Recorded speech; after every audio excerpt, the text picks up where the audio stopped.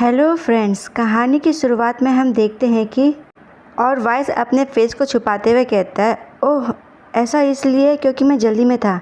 और वैसे आपको मेरे चेहरे के बारे में चिंता करने की कोई ज़रूरत नहीं है, पैसे ज़्यादा ज़रूरी है। और फिर रिस्की उससे स्टाइल में खड़े होते हुए कहता है, आखिर तुम्हें कितने पैसों की ज़रूरत है। और वाइस उससे कहता है, डिलीवरी फ़ीस से 2 गुना ज़्यादा। और रिस्की कहता है, ठीक है, मैं तुम्हें उतना ही दूंगा जितना तुम्हें ज़रूरत है। और रिस्की कहता है, उसके बजाय।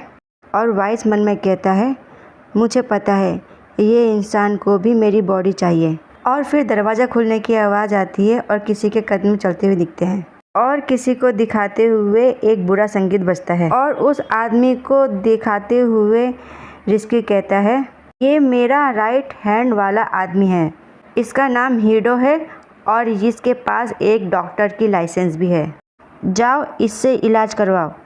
और रिस्की की ये बात सुनकर के वाइस कहता है, हाँ इसके बदले में मैं तुम्हें पैसे दे रहा हूँ, जाओ इलाज करवाओ। और वाइस बस उसे ध्यान से देखता रह जाता है। फिर वाइस के तरफ एक हाथ बढ़ते हैं और वो हाथ होते हैं हीडो का। और हीडो कहता है, हेलो माय नेम इज़ हीडो। और उससे हाथ मिलाते हुए वाइस मन में कह रहा होता है, यहाँ तक कि एक डॉक्टर भी डरावना लगता है अगर आपको ये पता हो कि वो एक माफिया का हिस्सा है। और फिर हम देखते हैं कि वाइस को हीरो ट्रीट कर रहा होता है और इस वजह से वाइस के मुंह से आवाज़ निकलती है, आह। और हीरो चोट को देखते हुए कह रहा होता है, ये बहुत हल्के जख्मों और स्क्रैच है, ट्रीटमेंट करने में कोई परेशानी नहीं होगी।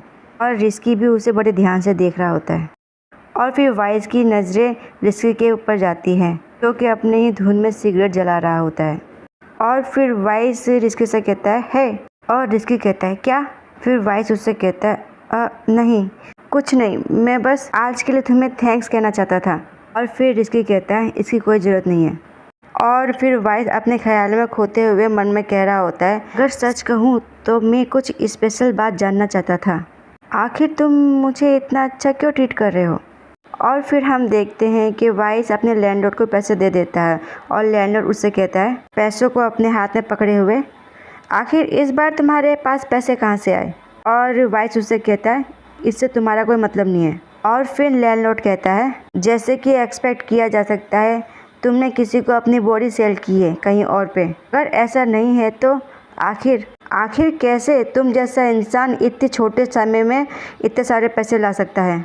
और फिर वाइस उससे कहता है, तुमने कहा था कि तुम चाहते हो कि मैं पैसे लेकर आऊँ, तो मैं पैसे लेकर आ गया, तो क्या चाहिए तुम्हें अब।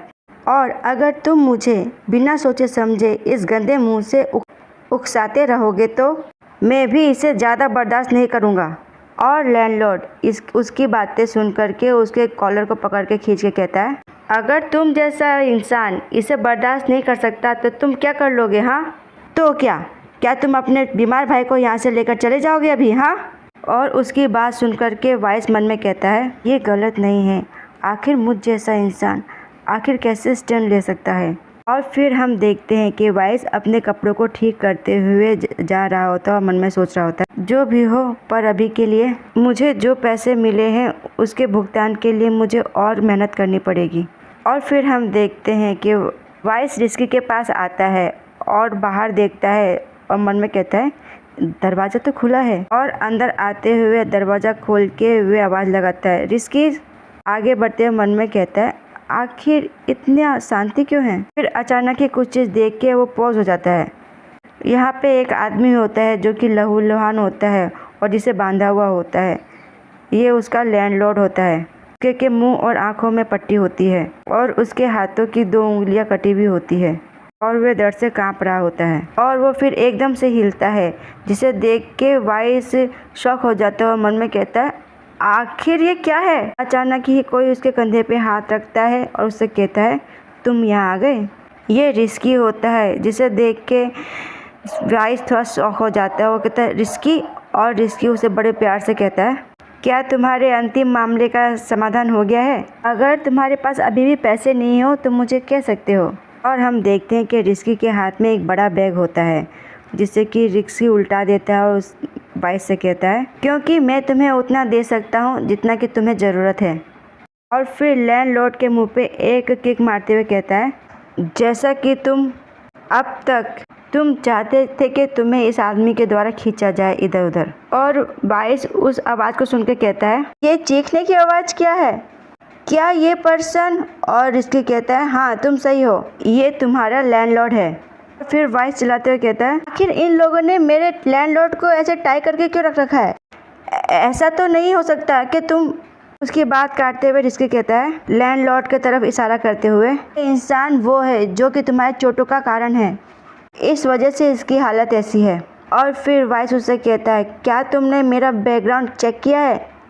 और रिस्की उसको अपनी तरफ खींचते हुए कहता है, जब मैंने तुम्हारे चेहरे पे ये मैच देखा तो मैं अपने आप को बस रोक नहीं सका।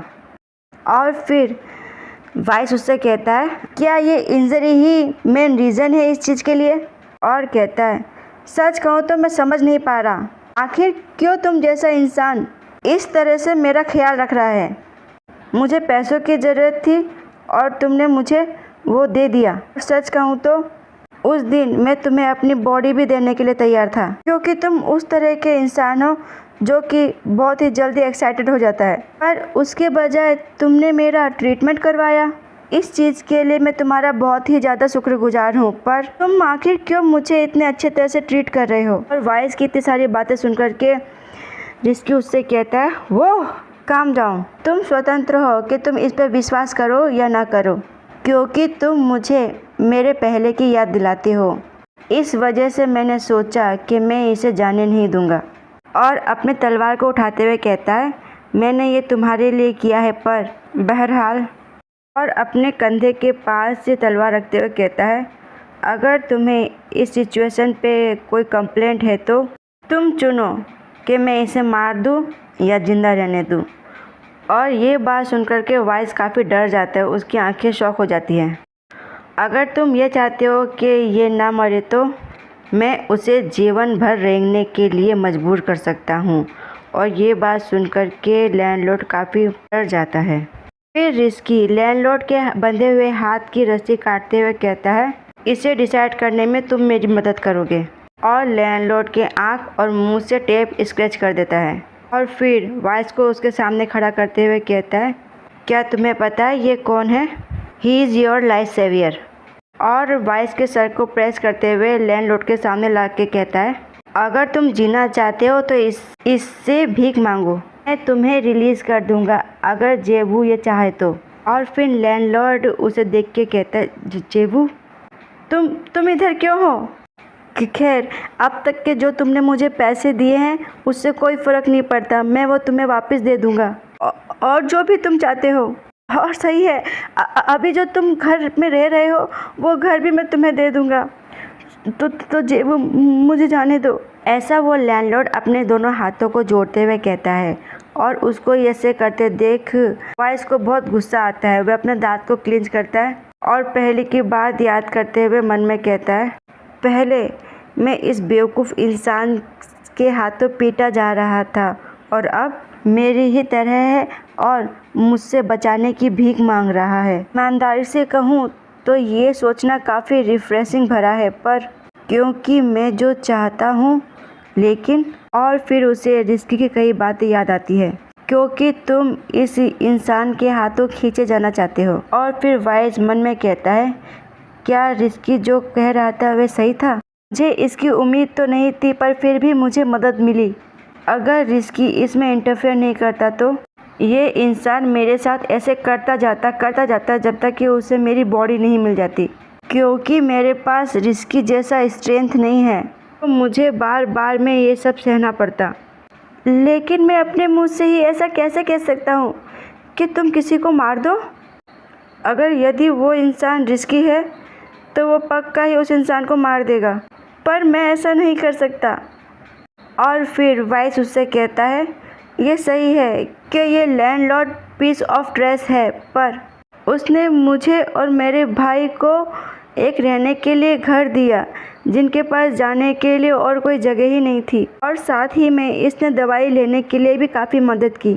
और हम देखते हैं कि लैंडलॉर्ड हाथ जोड़े हुए कांपते हुए। और फिर वाइस रिस्की से कहता है, देखो इसकी हालत जो कि पहले ही बहुत मैस है और मुझे लगता है कि ये इसके लिए काफ़ी है, और मुझे नहीं लगता कि ये कोई इतना बड़ा अपराध है जिसके लिए कि मार दिया जाए। और फिर वाइस रिस्की की तरफ देखते हुए कहता है, तो मैं नहीं चाहता कि तुम इसे मारो। और रिस्की भी मुंह बिगाड़े हुए उसको देख रहा होता है, और वाइस उससे कहता है, प्लीज़ उसे छोड़ दो। और फिर रिस्की कहता है, वाह क्या भोलापन है, उन लोगों की मदद करना जिनके पास जाने के लिए और कोई जगह ही ना हो। ये 5 बार ब्लैकमेल और रेप के आरोप से बच निकला है। ये थोड़ा अलग हो सकता है, पर यही वो मेथड है जिसे कि ये यूज़ करता है। और ऐसा रिस्की लैंडलॉर्ड के चेहरे को पकड़ के देखते हुए कहता है, और छोड़ने के बाद मुझे नहीं पता है कि ये अब क्या करेगा। और रिस्की लैंडलॉर्ड के गले को दोनों तरफ से पकड़े हुए होता है, और 2 लोग ज़मीन खोद रहे होते हैं। फिर रिस्की अपने हाथ का इशारा दे के कहता है, बस इतना काफ़ी है। और फिर हेडो को कहता है, मुझे डॉक्यूमेंट्स दो। और डॉक्यूमेंट्स लेके लैंडलॉर्ड की उंगली का निशान लगा लेता है, और अभी खोदे हुए गड्ढे में लैंडलॉर्ड को धकेल देता है, और कहता है, किसी न किसी तरह से इसे दफना दिया जाएगा। और फिर हेडो उससे कहता है, दफनाने की ज़रूरत तो नहीं थी, वैसे भी अगर वह व्यक्ति अगले दिन मृत शरीर के रूप में सामने आता है तो किसी को पता नहीं चलेगा। और उसकी बात को सुनकर के रिस्की कहता है, अगर उसे शव मिल जाए और फिर वो मुझसे ये सब पूछे तो ये मेरे लिए बहुत ही अनोइंग रहेगा। और हेडो की तरफ देखते हुए रिस्की कहता है, अब वह अधिक सहज है और वह जो चाहता है वो कहता है। मुझे इस तरह की पर्सनैलिटी पसंद है। पर और फिर वह सिगरेट जलाने लगता है। फिर हेडो उससे पूछता है, क्या तुम उसे पसंद करते हो? और रिस्की कहता है, वेल उसे ऐसे देखना बहुत मज़ेदार है। और हेडो कहता है, उसे देखना मनोरंजक है। फिर हेडो रिस्की को बताता है, उसके जाने से पहले मैं उससे मिला और उसने मुझसे कहा, ये मेरा भाई एक कमजोरी के साथ पैदा हुआ था, इसीलिए मैं चाहता हूँ कि उसकी हार्ट सर्जरी जितनी जल्दी हो सके उतनी जल्दी हो जाए। क्या तुम्हें लगता है कि ऐसा किसी ब्रोकर के द्वारा जल्दी संभव हो सकता है? अगर दिल अच्छी कंडीशन में हो तो मैं पैसे पाने के लिए कुछ भी कर सकता हूँ, लेकिन मैं उन पे भरोसा नहीं कर सकता। हाँ, इस बात की पूरी संभावना है कि ये सब घोटाला हो सकता है। आखिरकार अंगों का सौदा करने वाले सिर्फ माफियाई तो हैं। और वाइस अपने बालों को छू के कहता है, हाँ यही मैंने सोचा था। और कहता है, अगर काल्पनिक रूप से सोचा जाए तो अगर मैं माफिया में शामिल हो जाऊं तो मेरे लिए दिल प्राप्त करना आसान हो जाएगा, है ना? फिर हेडो अपने चश्मे को ऊपर चढ़ाते हुए कहता है, वैसे अगर तुम माफिया मेंबर बन जाओ तो ये पक्का ही पॉसिबल होगा। और कहता है, पर लेकिन माफिया मेंबर अंगों को प्राप्त करने के तरीके तुम्हारी कल्पना से भी परे है, खासकर अगर हम दिल की बात कर रहे हैं तो। क्या तुम अपने भाई को बचाने के लिए किसी दूसरे का बलिदान देने को तैयार हो? और वाइस बस गहरी सांस लेता है। और फिर हेडो कहता है, आखिरकार उसने कोई जवाब नहीं दिया और चला गया। फिर क्या वह व्यक्ति जिसने अपने साथ दुर्व्यवहार करने वाले मकान मालिक को जाने देने का फैसला किया, क्या वास्तव में वह इस माफिया में शामिल होने की कोशिश भी करेगा? ये उससे कहता है, हाँ वह करेगा, भले ही वो किसी की हत्या की जिम्मेदारी नहीं लेना चाहता। अगर उसको इसकी जिम्मेदारी लेने की ज़रूरत नहीं है, अधिक लोगों के लिए स्वार्थी बनना आसान हो जाता है। और फिर 5 दिनों के बाद रिस्की वाइस से कहता है, मैंने सोचा कि तुमने डिलीवरी करना बंद कर दिया है। और वाइस उससे कहता है, नहीं वो बात नहीं है, वो मैं माफिया के अंदर आना चाहता हूँ। और ऐसा वह अपने मन को पक्का करके कहता है। और रिस्की उसे बड़े ध्यान से देखता है, सिगरेट पी रहा होता है। और यहीं पे ये पार्ट होता है समाप्त। धन्यवाद।